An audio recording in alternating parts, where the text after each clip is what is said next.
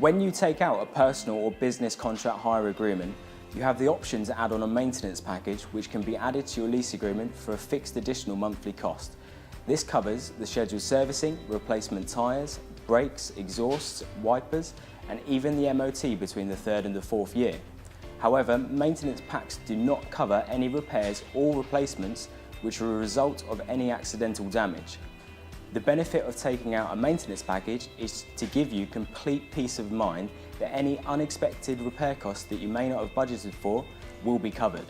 And when most cars have different service intervals and tyre sizes, it will make it very easy to maintain with no hassle.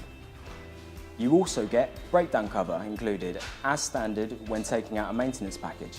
This means that you'll never be stranded in the event of a breakdown and will receive roadside assistance and repairs when possible.